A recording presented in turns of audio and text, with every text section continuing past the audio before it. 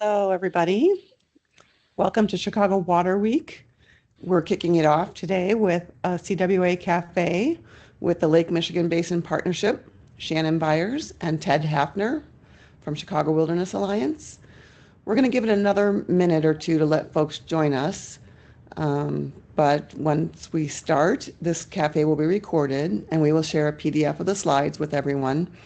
That will also be posted onto our website, so you can review it there. Please go ahead and keep yourself muted, but feel free to put questions into the chat and we'll be monitoring that.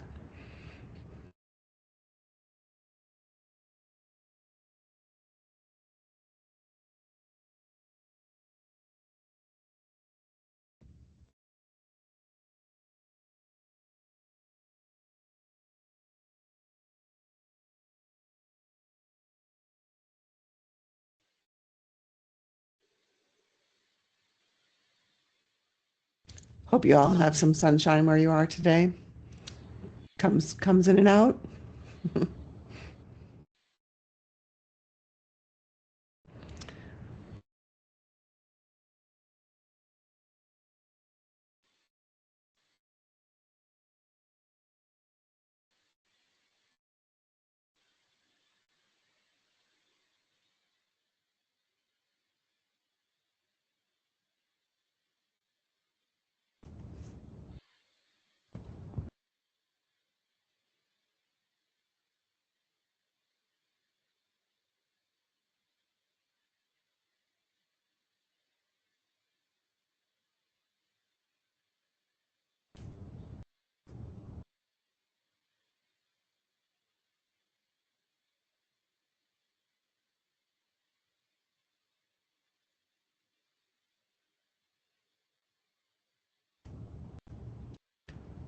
Right. Thank you for joining us. My name is Laura Riley. I'm the Managing Director of Chicago Wilderness Alliance. I just want to remind everyone that we will be starting shortly. The cafe will be recorded. Go ahead and double check that you're on mute, or I might just go ahead and mute everybody and then, oh, let's see, did I mute all? And then Ted, you can unmute when you're ready to go. All right. I'm going to turn it over to you, Ted. Thank you, Ted. He's the Chicago Wilderness Alliance Green Vision Alliance Coordinator. Thank you, Laura, and good afternoon, everybody. My name is Ted Hafner, and I'm the Chicago Wilderness Coordinator for the Green Vision Initiative. And today, as part of Chicago Water Week, we want to thank Current for putting this on and allowing our presentation to take place. We have a good presentation for you today. It'll start off with a little bit about Chicago Wilderness and our role in the region in terms of water and watersheds and how we play that role. And then about halfway through, we'll be joined by Shannon Byers from American Rivers as a part of a question and answer on our Lake Michigan Basin partnerships, which has a regional dashboard tool for water. So we'll get into that in a little bit, but before we do, we have a quick poll. Next slide, please, Laura. If you want to put your answer in the chat, which Chicago area river is closest to you where you call home? You pop that in the chat.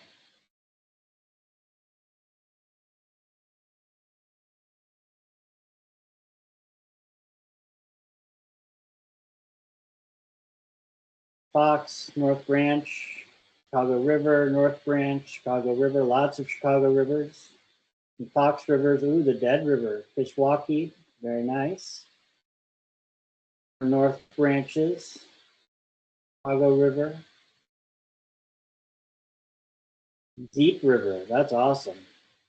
Fox River, excellent. Well, it seems that we're well represented in downtown, but we have some great regional representation from the Des Plaines and I&M and CalSag and the Fox and Deep River and the Dead River. Awesome. Next slide, please, Laura. So the rationale behind the partnership is that we firmly believe that one of the best parts of watershed planning is the opportunity to scale and implement nature-based solutions to climate change impacts that most face the region in terms of heat and flooding. We're trying to solve for a region-wide gap between watershed planning, implementation, and capacity, and policy funding and coordination. And then the Lake Michigan Watershed Collaboration works to address these climate change impacts through nature-based solutions while providing tools and resources for the Lake Michigan Basin by a collaborative approach. And again, we'll get into a little bit more of the partnership in a bit. Next slide, please, Laura. So a little bit about the Chicago Wilderness Alliance. You can see our geography on the left. We're parts of 4 states. We have 38 counties, about 11 million people, and 8 million total acres. Over 550 municipalities, and about 580 protected acres of land. Chicago Wilderness Alliance is a group of 300 plus partners that span a network mindset where we share resources, work, and toils and tribulations. We have 7 goal teams that are represented by the flags at the bottom: managing healthy landscapes, an agriculture team, a green infrastructure team, promoting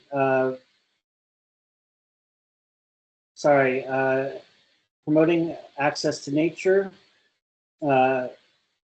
protecting healthy nature, climate change team, and then our water team, which we'll be focusing on a little bit today.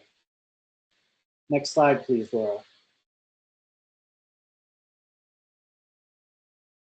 So Chicago Wilderness, I should mention, is shaped by watershed boundaries. We have representation at the HUC 8 level, the HUC 10 level, and mostly the HUC 12 level.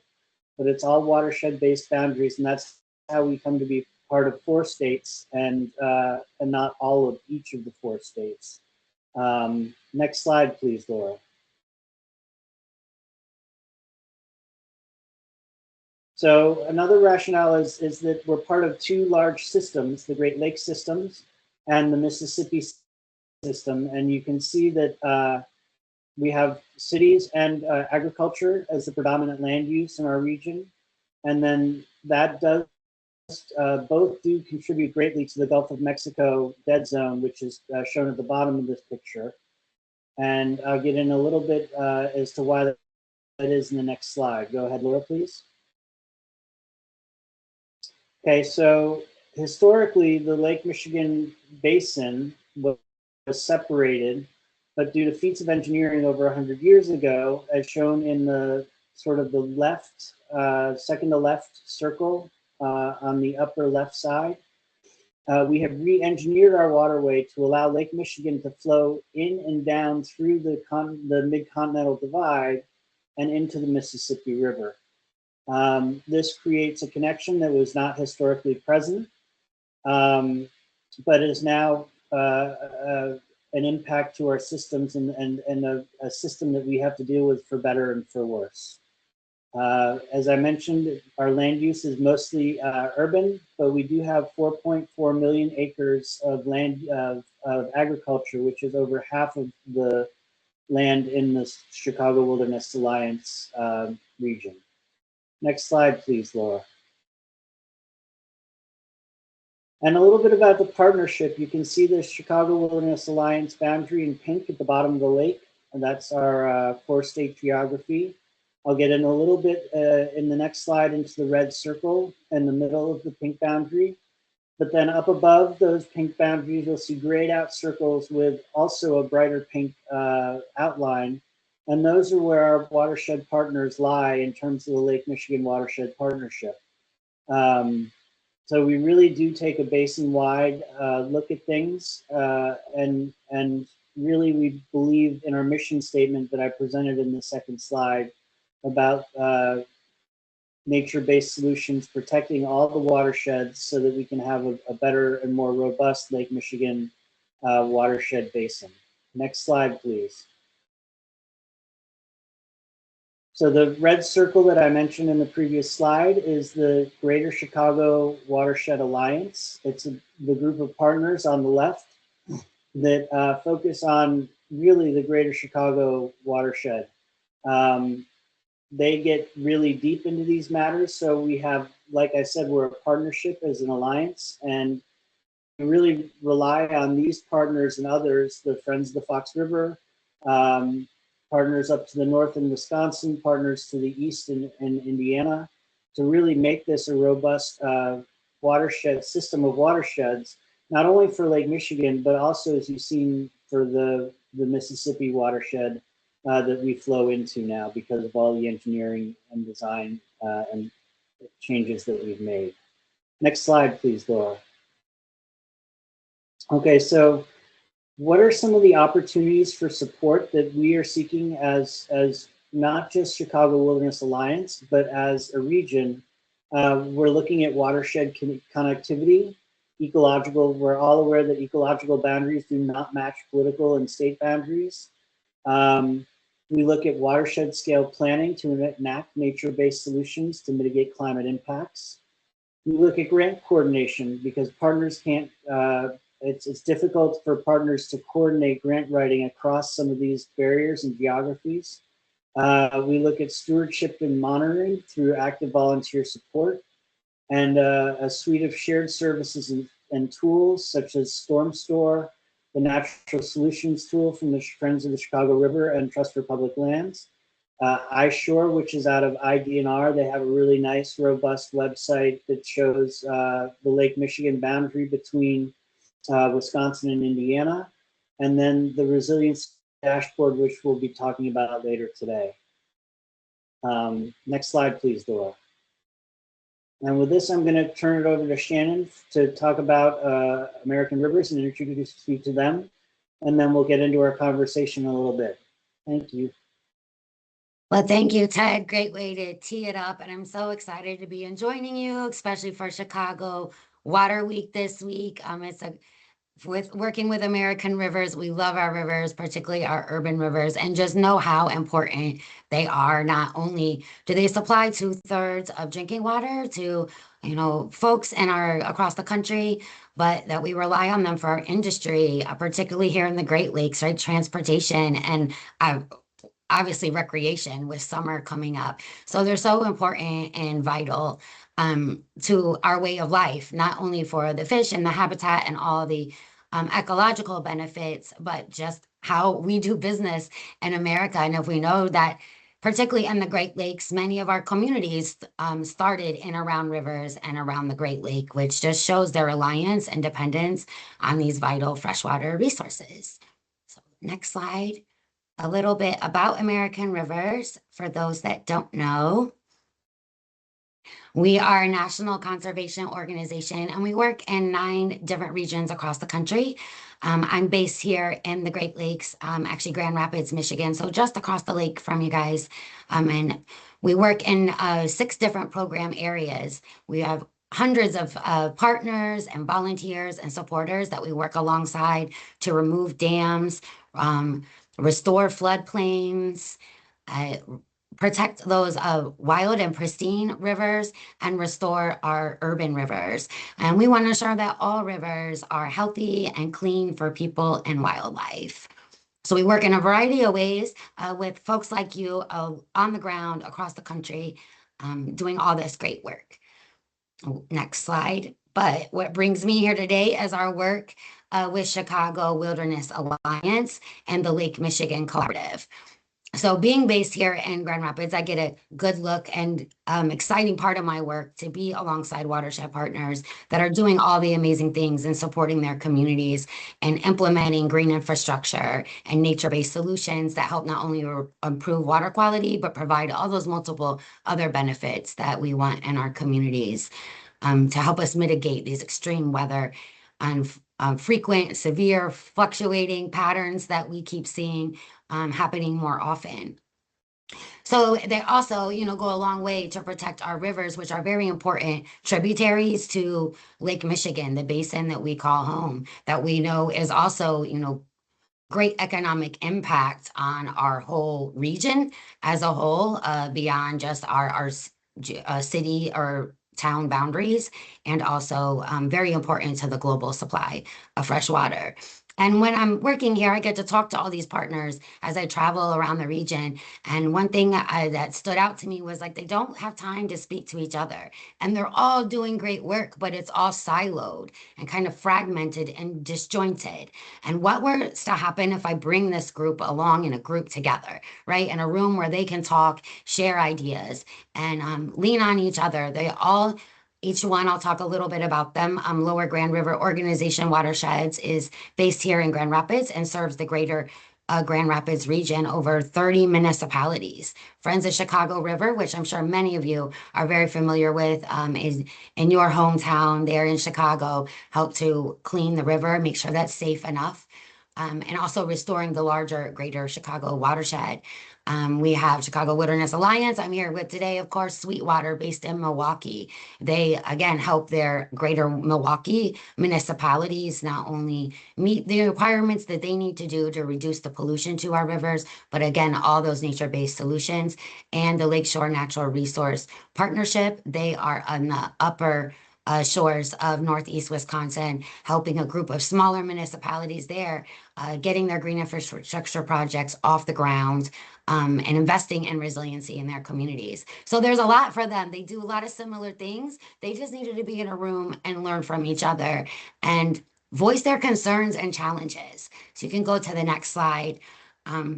So before I get into like what we've learned, I'd love to hear from some of you. If you just want to pop in the chat, what would you think is your biggest challenge to advancing these nature-based solutions or green infrastructure in your community, whether it's rain gardens or increasing your tree canopy, and restoring the health of rivers? In your perspective, is it one, lack of capacity or knowledge that's preventing us from moving the needle and making sure all of our cities are bringing nature back for our rivers? Is it fiscal limitations, political will? Like maybe we just don't have support at the city level or county, maybe from our state legislators even. The perceived cost, like it's just too expensive to do these things.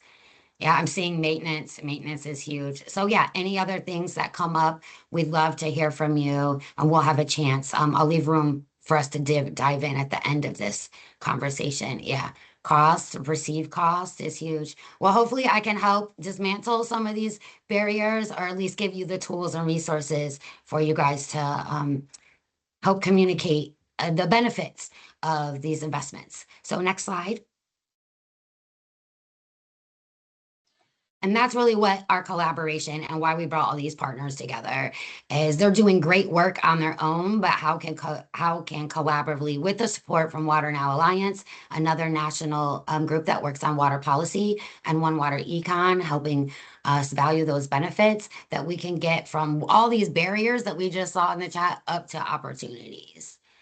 So, and with that, Ted, we'll kick it off. Shannon, thanks for that introduction. That was really great. I'm wondering what the initial catalyst for the collaboration and dashboard was. If you could talk about that for a moment before we get into the dashboard tool so that people can understand it a little bit. Yeah, I'm going to talk a little bit on like two scales. So like one American Rivers perspective is, like I said, we want all of our rivers healthy and clean enough for people to enjoy, and that our communities are resilient to what we know is coming in the future. Our watershed partners are on the ground doing the same work. They just don't necessarily have maybe the capacity or resources, and their voices and concerns don't often make it up to the municipal level or even farther, right, to the state agencies and federal agencies, those decision makers that are putting together the funding opportunities and writing the rules. So this really was the impediment. So let's just get a space that not only watershed partners can come together to talk to each other, what's working in your backyard, and can that be translated across the lake, for example? And what can we as national organizations, what tools and resources can we bring to help support and fill in those gaps within, our capacity and funding. So just leveraging all of our little kind of pots of skills, expertise, and funding, and putting it together and see how can we help our municipal leaders and communities overcome some of these gaps. I would say that's like where we started, and as you know, we keep going, right? We're learning as we're working. We sure do. Next slide, please, Laura. So one of the questions that I have is, what are some of the ways that American Rivers adds value to the regional or local or this local partnership, depending on how you stand within the partnership? Obviously, we represent a region, but some of the partners just represent one watershed or multiple watersheds. How are some of the ways that American Rivers adds values to this? I kind of touched on that a little, right? Bringing our expertise and, some of the capacity that we have to these conversations. As an economist, I'm always looking at like, how do we leverage those benefits? How do we maximize, the most out of what we're getting as far as funding to the benefits the outcomes that we want to see and benefits we want to realize in our communities? Can we get more bang for our buck? I like to say, but how do we tell the story too for communities?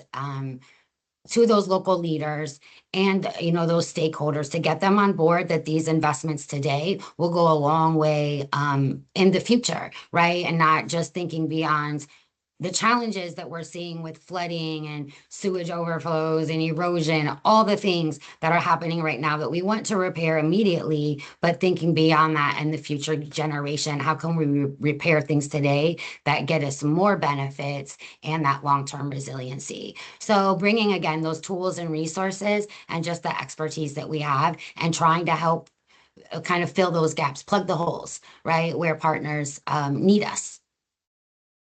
I hope that got to your answer. Where Yes, are you it does. seeing? I'll say, I'm going to kind of tee that one off to you, if you don't mind. Where Yeah, have you no, seen value? You've been participating with us for almost a year now with the Alliance. So in this collaboration, where are you seeing value from our expertise? well, for us as a network alliance, we're seeing value in the tool through multiple ways. I think what's neat is that the tool helps you find projects and project ideas. It helps you find partners.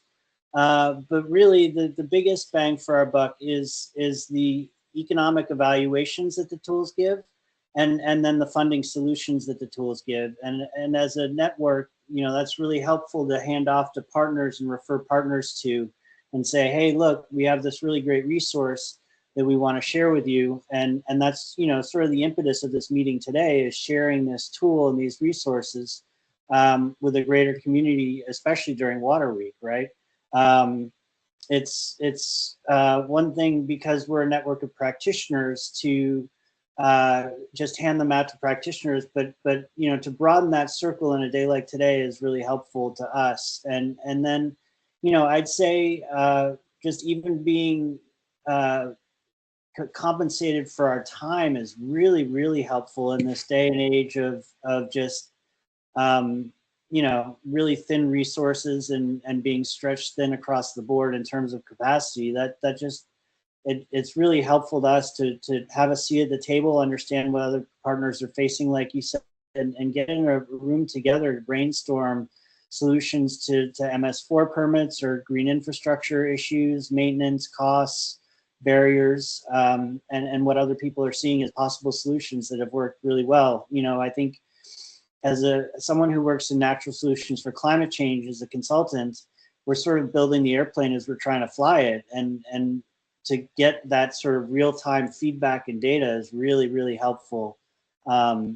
And to be able to collaborate with others who are struggling in the same way, to make something new and sort of ingenious is really helpful. Does that answer your question? Is that?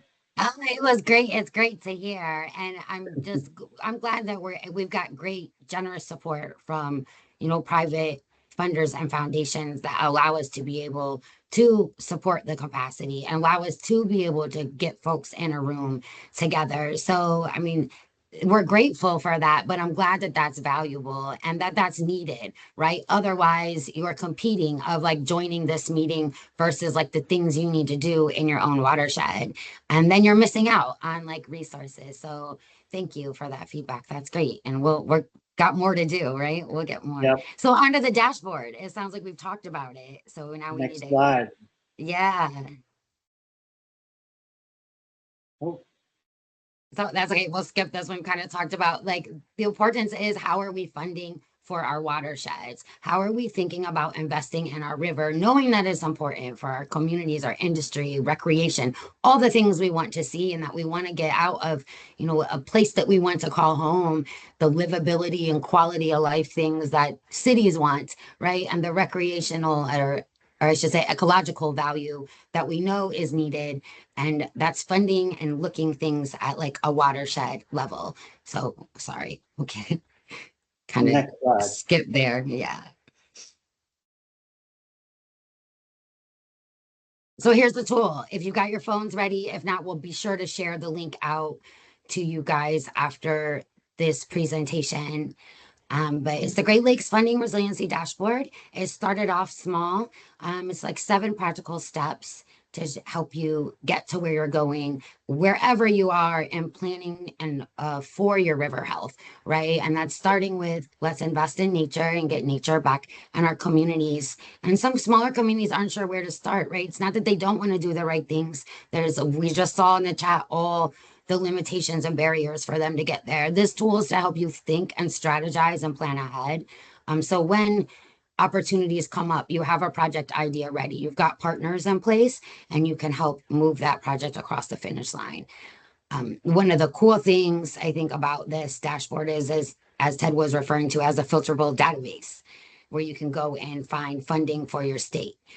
Currently, it's Wisconsin and Michigan and some of Ohio, but Illinois are coming. By the end of the summer, we'll have funding for your state. There is regional and national funding opportunities. So feel free to look it out. It's not that there will be things that do apply just because you are a coastal community, you are, a watershed, you have important rivers, and all those things are fundable.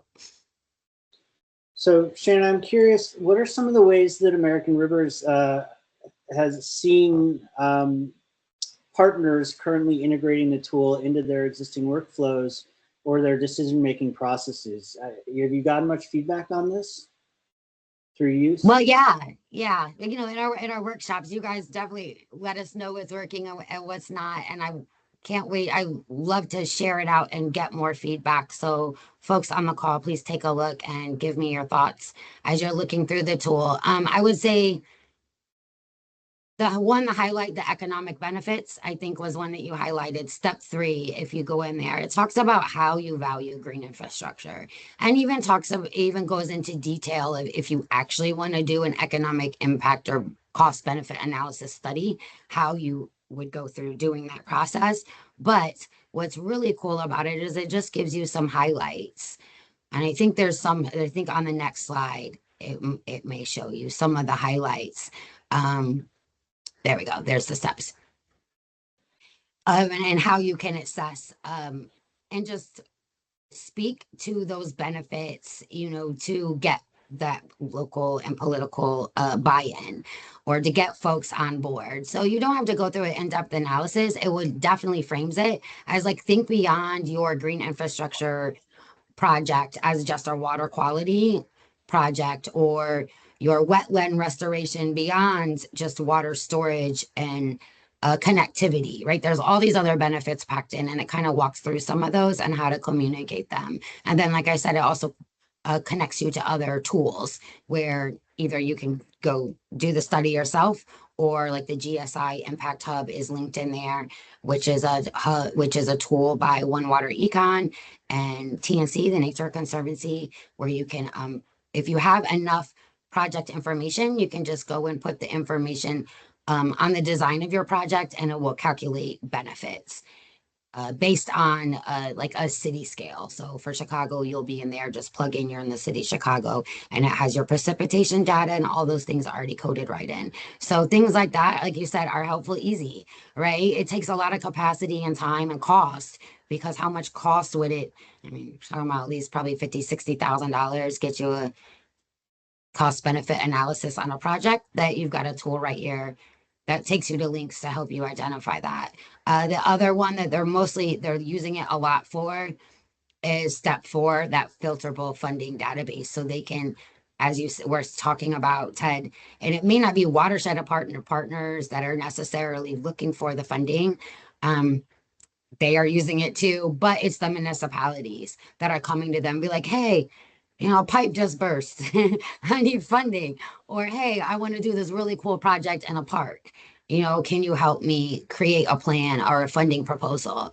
And as many of you may know on the call, it's not just like a one funding proposal project and done, right? These projects cost a lot of money sometimes.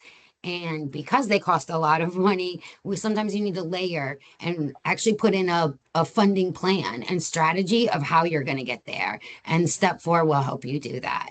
And you can jump down to step 7, which I know Chicago, you're on your way with Storm Store and some of the incentive programs that you have within your community. But that's how communities develop those sustainable funding pathways so they have long-term investments for their rivers going forward. And they're not just patching potholes, let's say, in their pipes. So Shannon, one thing I'm kind of curious about, I know you have the steps delineated here 1 through 7, but they're not necessarily, you don't have to go through them in linear order, do you? No, great point. And great point. You do not have to go through them in order. It's kind of start where you are. Like some municipalities really want to invest in green infrastructure, but don't know where to start. So start at step 1. You probably have something in your office on the desk. May have a little dust on it, but that climate mitigation plan or that economic development plan, that parks plan probably has green infrastructure in it as a goal and priority. So look out for ways you can incorporate these nature-based solutions and things you already have going on without trying to reinvent the wheel or start from scratch.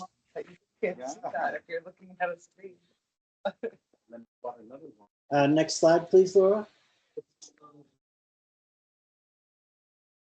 So I'm curious, Shannon, what advice might you give to folks or a community that recognizes the need for changes but doesn't know where or how to take the first step? Yeah, start where you are, I guess, is the biggest. We know that these things take time. One community we were working with in Wisconsin, it took a couple years to get. I mean, the municipal staff wanted to do the right thing. They had a plan. We were able to identify how green infrastructure could easily be incorporated. We identified funding so they can finish their design plans and get their project implemented. But it was again getting the buy-in from community that these investments were worth it versus like repairing the road, let's say, or in addition to repairing the road, we can do these nature-based practices along the way and getting the buy-in from city council, right? This is a cost, and even not all funding is free. All right, sometimes you need a match, and there's certain requirements that you do need to go into your capital budget. So you need that buy-in and approval, and really working with them and having those conversations with community members and city leaders and pulling together the economic benefits and working with engineers on appropriate design and state agencies to line them up for funding, knowing it was coming down. That took a couple years, but they're on their way. Congratulations, they got their planning grant. They're finishing their design planning this year, and hopefully we'll get implementation money coming to restore a wetland that will be important to their tourism and recreation economy. As many of you know, right, we have got a short summer season. And for our local businesses and some of our smaller communities around Lake Michigan, they really rely on having beaches that are accessible and clean and having communities that don't flood and the infrastructure works, right? Because when those places are flooded, when those pipes burst, that could shut down. When beaches aren't safe, that could shut down your whole summer season, right? And all your income for the whole year. So it's huge in our region. And just teeing up things like this as an example of the funding step on page 4, just giving them that variety of choices and examples and you can pick from to have the conversations, I think is important. Yeah, I think a lot of the tourism or recreational benefits are really undervalued, especially the ones in the tool that you guys present. I really appreciate the tool for that. Next slide, please, Laura. So when stakeholders ask about return on investment or the core value of this work, how do you articulate this impact? Is it just, like there's a lot on this slide and I'm wondering if you could talk through it a little bit for us? Yeah, I say, right, there's a couple different angles so we could go with this. We know that green infrastructure, nature-based solutions, I'm using these interchangeably, right? The the plants and the trees and all these things have multiple benefits other than just water quality and flood reduction, that they can reduce our urban heat islands. They provide, all this ecological value, recreation access that reduces asthma and all these other great health impacts. But oftentimes municipal leaders just want to know, like you said, return on investment and the bottom line. What's it going to cost me? What's the benefit and the value in this? And to that, I say, well, one, we already know that rivers are resilient if we invest in them. And we know this because the Clean Water Act was over 50 years ago. And rivers, especially here in the Midwest and the Great Lakes, were pretty stinky and a little dirty 50 years ago. Cuyahoga Sometimes caught even on fire. fire. Exactly. And Cuyahoga wasn't the only one, right? Like we can pick on it, but it really wasn't the only one that caught fire because of all the pollution. Since then, we've had investments in our water infrastructure. We've had, the Clean Water Act, the EPA, regulations, and us turning back toward our rivers as the assets that, we rely upon them. And because of that, we were seeing that there's value in investing, and our rivers can be resilient if we invest in them. So, big picture, you see some American Rivers did some work a couple of years ago on what is kind of that national impact that investing in rivers. So, it's not just the benefits, right? It creates jobs. There's jobs associated with not only construction and removing a dam, but the small businesses that rely on the tourism and recreation economy too. So lots of workers, all that good stuff that we want to communicate to our legislators so they continue providing funding for water infrastructure and to restore our rivers. And then when we get and look at it like our local level, I like to say, or in our region, outdoor recreation is huge, huge. And it definitely spiked. I think we saw during COVID, right? People want to get outdoors and, got stuck being inside. But particularly in our region, in the Great Lakes, we're seeing annual increases of up to like 3% in each state. So it's not like, oh, there was a spike during COVID and it's kind of tailored off. No, it keeps growing and growing and growing. So on this chart, you see this is the Bureau of Economic Analysis, and they do statistics on the economic value added to a state's GDP from outdoor recreation. So you see the one slide shows the $26 million, I'm sorry, $billion and value added to GDP came from outdoor recreation in Illinois and over 17 in Indiana. And then you see just boating and fishing alone, which also includes canoeing and kayaking and all associated water sports, right? There's kind of like a little list of things. That is actually 46% of the total outdoor recreation value add in Illinois, and more than half in Indiana. 65% of that total value add comes from boating and fishing. So that tells me, as an economist, especially if I was, in my urban planning days, that wow, investment in these rivers pays off. It will pay off locally and definitely pays off to our state economy. So that's one way that I would say return on investment, as just investing in areas and spaces that people can be outdoor and next to nature. And if we're not investing in our rivers, we're losing a whole bunch of money. This is just leaving it on the table. Besides the fact, if we don't invest in rivers now, the cost of cleaning that up, right? Again, think about the cost and time, 50 years to get our rivers that now, I mean, you guys swim in Chicago at least once a year, right? Sometimes Right. it's safe. Same thing like the Grand River over here, right? Sometimes it's safe, but it wasn't safe at all, not even 20, 30 years ago. So it takes a long time and a lot of money and a lot of support, volunteers, watershed partners coming together to restore our rivers. And if we don't keep investing now, we will go back to those days, and that's a huge cost. Yeah. Next slide, please. So how can external partners best provide support for this? Is it technical? Is it financial, or other types of support for emerging community efforts? What do you think about that? I mean, all of the above, Ted, I just look at you at the Alliance and the things that you're able to do to support not only the emerging challenges and issues that are coming up, like data centers and things like that, and being able to, react and put out scientific based information, get it out to like 300 members and partners that need that support right now. That's huge. Just messaging alone takes a lot of time, a lot of strategy. So that's a huge win for municipalities and folks in the community to have that benefit. Watershed partners are also providing technical assistance to municipalities to help them meet requirements to reduce their pollutions, to engage the community. So you have not only like education, but long-term stewardship.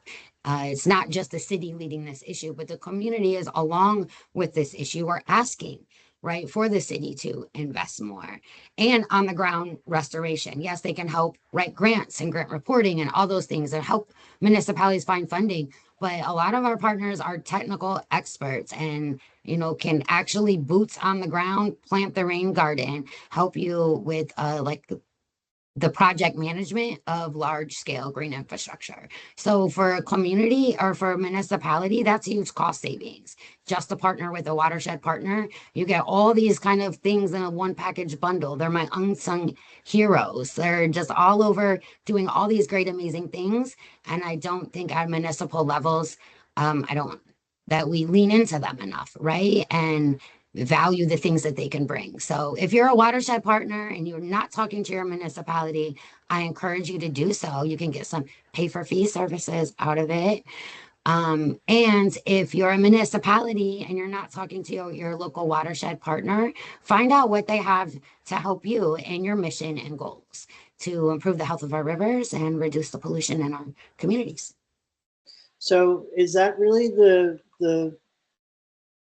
best way for those listening today to get involved, or do you have other advice for them to take immediate action? Yes, other advice. Plenty. One is, there's easy wins for rivers.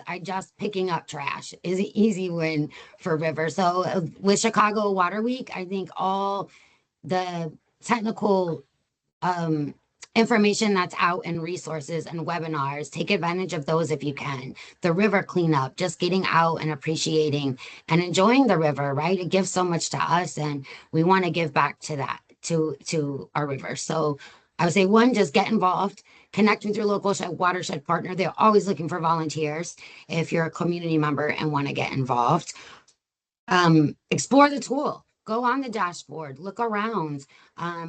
It can help maybe you inform conversations when you're talking to local decision makers, or when there is a development maybe going in your neighborhood and you want them to plant more trees or to plant gardens. We'll give you some talking points or help you maybe learn of like where your network is too, and if a collaboration at this scale can exist, how you can how can you collaborate with others on your watershed. Also feel free to contact us and come get involved in our Lake Michigan watershed. And I would say the last thing, maybe most important, be an advocate for rivers. The more we all learn together how to talk about the importance of them in ways to bring along our neighbors as well as our decision makers, that we know will have resilient, clean rivers for everyone in future generations to come. So going to those community meetings, those development decisions, the trash and cleanups, all those are very important ways so that we're all as advocates, as having a river in our hometowns and places where we live, play, and work. We should always be advocates to help be the voice for our rivers, like we say at American Rivers. We're the voice. Shannon, I want to thank you for your time today. This has been really enlightening conversation. I think before we end, let's open it up to anybody in the audience for their own questions for Shannon or myself. And we can go to the next slide, Laura, which will have our contact information in case anybody wants to get in touch with us down the road. Any questions from the audience?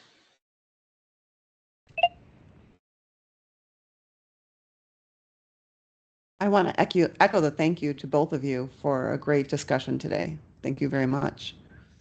Yeah, Thank you, please. guys. You can unmute yourself at this point if you have a question or drop your question in the chat.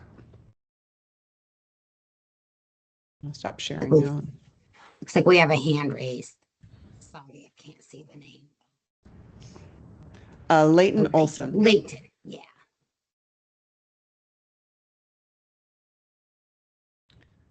Are you able to unmute, Leighton? I can do that for you.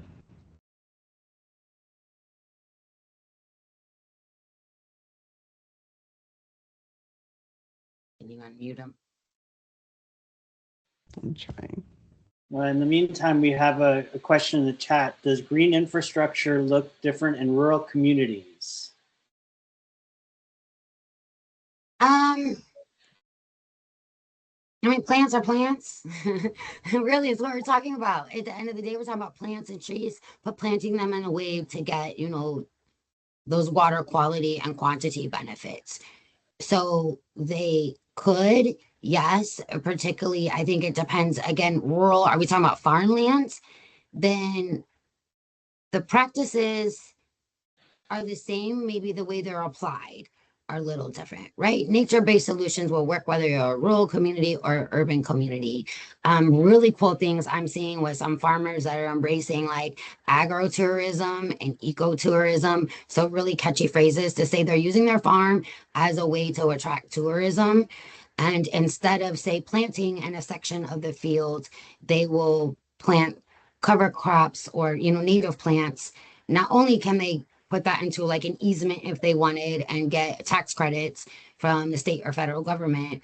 Some of them choose to do that. Others just create that garden natural space, particularly if they have a stream or a river along their farm, because then that becomes like temporary campgrounds. So some really cool things where like people are Airbnb it on along the river, right? And they can just pull over to like, there's a map and you know where to go. But folks would just leave like a little mailbox key and you pitch a tent and camp kind of on their property for the night, pick up your trash as you go, all those things. So also embracing it as like, are there local crops that they can grow, more of like the native, whether they're edible or just vegetate or non-vegetative, but just native plants and sell them. So we're seeing like wildflower bouquets pop up. I always see them a lot in my community. I don't know if you guys are seeing them over there. People even in their backyards are now growing wildflowers and selling bouquets on the side of the road for like $5, $10. So little things like that. Or edible forests are another huge thing we're seeing if you're trying to restore forest lands or add in a forest is putting in some edible trees. So then you get fruits and things for not only birds and bees but people. So those are some kind of practices I'm seeing more in rural areas and maybe larger scale projects because they've got the room so they can restore a whole wetland and put in different practices that you have a limited space in urban areas. I hope that answered the question. Yeah. Leighton, are you able to unmute yourself? I'm trying to help you, but no. Let's see.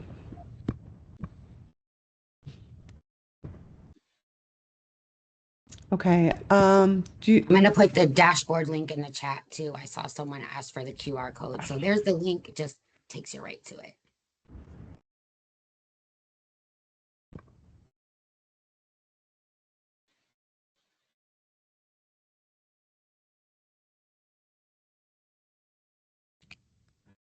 Can we go to the next person in line? Are you able to, with your hand raised, are you able to unmute yourself? It looks like it's Sharon. Oh, hi. Okay, thanks for calling to me.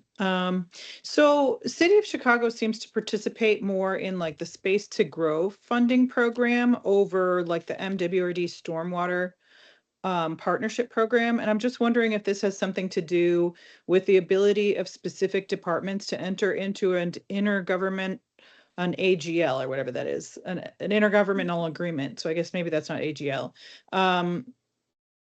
So I would guess that Space to Grow is that could be an application submitted by the public schools, Department of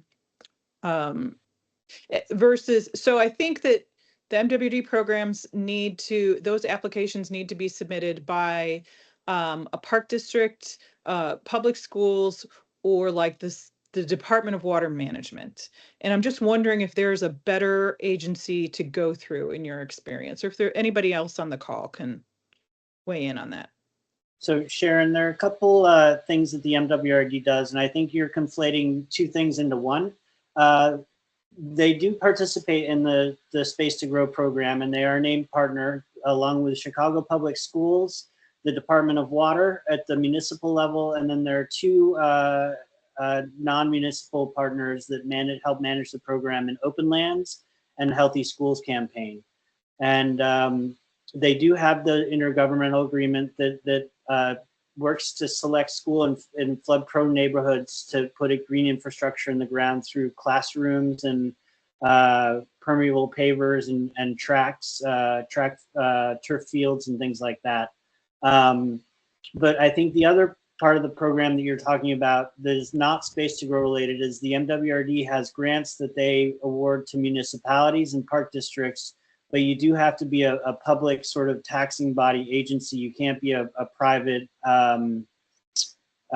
landowner or anything like that. You have to be a larger scale municipality to grow, to be part of that and to apply for those programs. And if there's somebody on the call from the MWRD that can clarify that, please let us know. I'm not aware of any private landholders that can apply to the MWRD, although I'm sure if you're big enough, you can probably work to get your own sort of MOU, if you will, Memorandum of Understanding, to work with the MWRD. But this was all part of the consent decree that was thrown down from the federal government about 15 or 20 years ago at this point, that they're still working to meet, if that helps answer your question. Well, that's exactly the issue, because you cannot apply for those MWRD grants unless you are able to enter an intergovernmental agreement.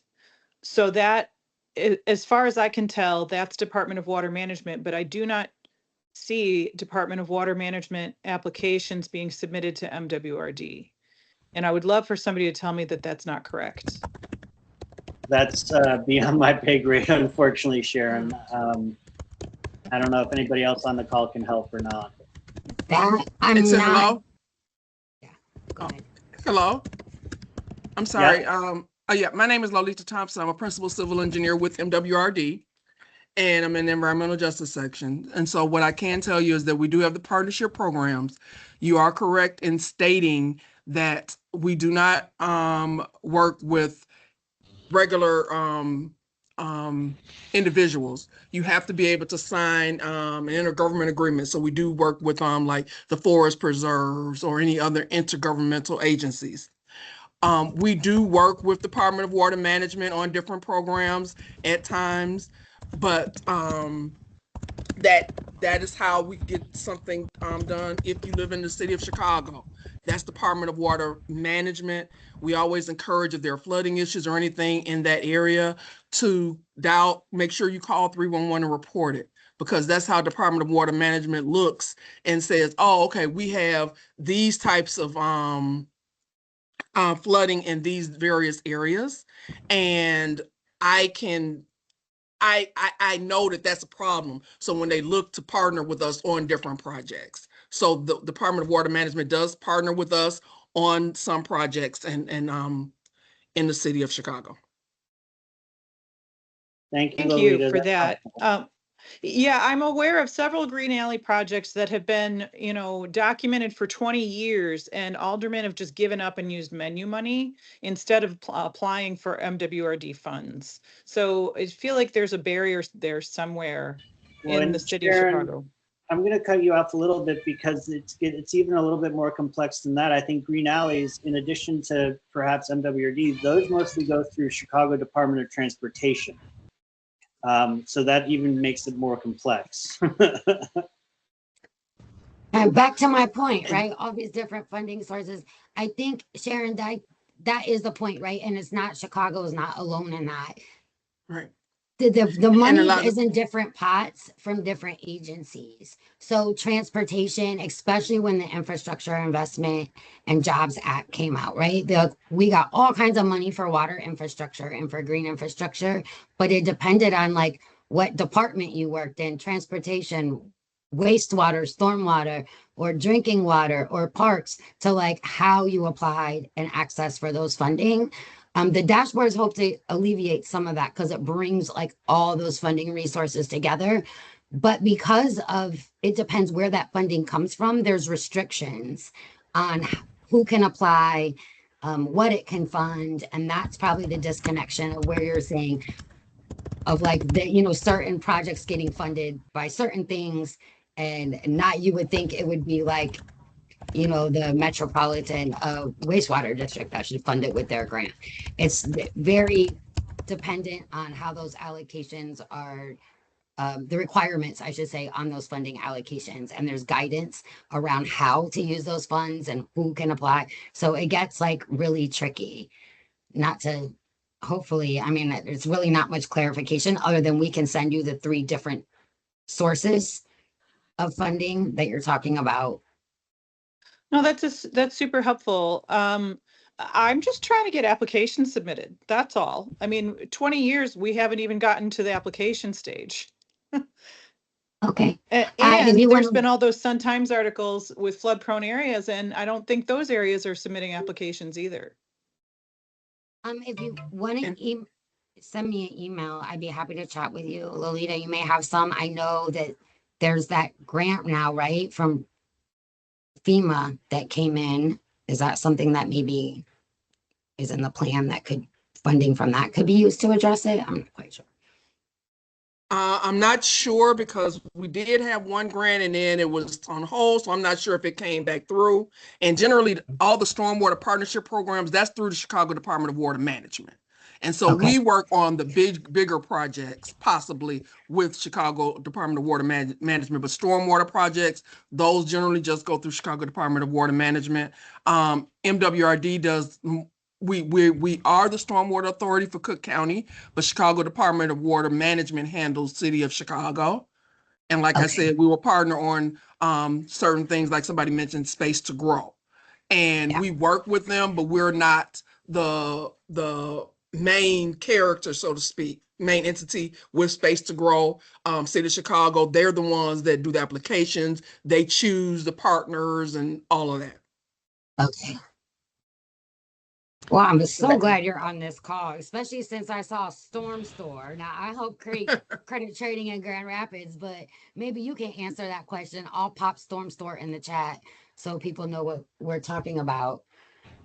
Okay, thank you, Shannon. I'd like to read out Leighton's comment here. Oh, sure. Yeah. And respond to something that he mentioned in this.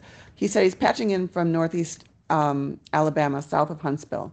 He'll be in Berrien County, Michigan for the summer later this month and will get in touch, especially about working with regional planning associations and 2, sponsoring community forums on landscape and water in local community college areas, 150,000. Also, interesting if Chicago applies to become national park city, similar to Chattanooga, now only one of 4 in the world, after decades of Tennessee River cleanup. Thanks for the session. I will talk with persons at tomorrow's water summit at Brookfield Zoo. However, Leighton, that summit has been changed to CMAP. Same time, but if you want to follow up with me afterwards, they have been sending emails that they've moved the location, and I think it's probably due to the strike at Brookfield Zoo. So the meeting will be at the old post office tomorrow. But thank you for putting those comments in the chat. And does anyone want to follow up with Leighton on some of those comments? Yeah. And let me know when you touch down. I work with a couple colleges. Actually, I've got one doing some mapping, and some of them come out and do volunteers for green, actually doing learning how to implement green infrastructure. So there's a couple colleges here in the Grand Rapids region that I definitely work with, but happy to connect you with some more folks. Yeah, Chicago Wilderness Alliance, connect with them, sign up for their newsletter because they will tell you what is happening in and around our watershed, like everything They're really, really great news and resources. We'll get you plugged in when you get here, Leighton. Bring some sunshine. I'm going to drop this into the chat regarding the meeting tomorrow for anyone who's registered for that and hasn't seen this. But this is their meeting announcement.